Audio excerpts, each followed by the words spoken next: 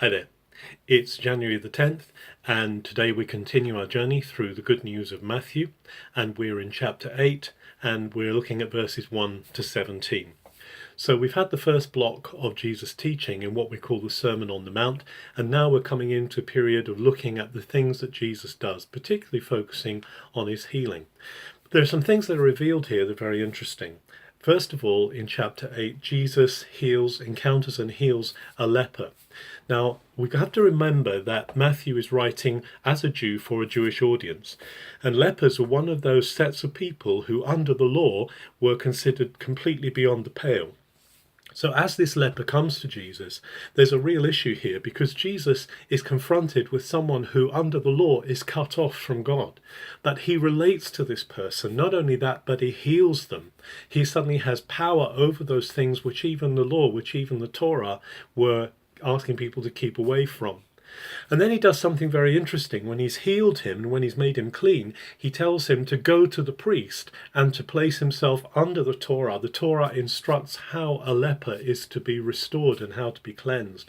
So Jesus is very much keeping with the story of Israel, but he is showing that as Messiah, he has power over those things which previously have cast people out. And then the second thing that happens, which is even more significant in this chapter, is that a Roman centurion asks for Jesus to heal his servant. Now Jesus is willing to come, and Jesus says, I will come and heal. But actually the Roman centurion says, no, you don't need to do that. You don't need to come because I know that you are a man who has authority. I also am a man of authority. I'm not worthy for you to come under my roof. Just say the word and my servant will be healed. Now Jesus says something very interesting here. He says that I've not seen faith like this even in Israel. And he also says, he quotes from the Old Testament saying that many will come from the east and west and will sit at table with Abraham and Isaac in the kingdom of God. And that there are many who are supposed to be in the kingdom who end up being cast out of the kingdom.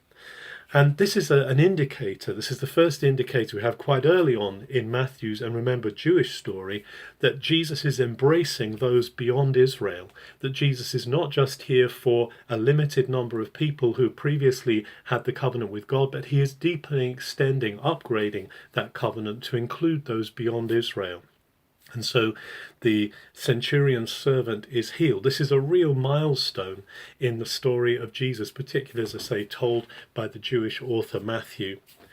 And then a very simple story. Jesus comes to the house of Peter, to the house of his friend, the house of one of his closest disciples, and Peter's mother-in-law has a fever.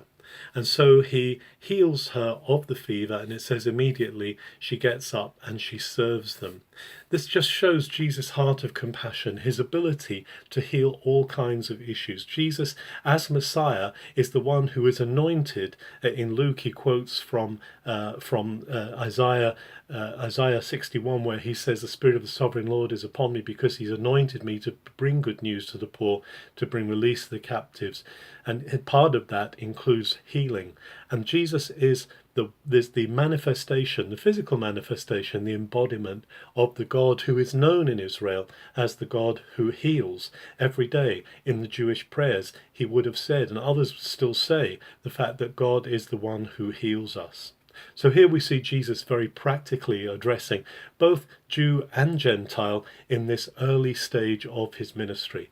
He has an arm around the whole world. He is here to be the Saviour, the rescuer of all. Have a very good January the 10th.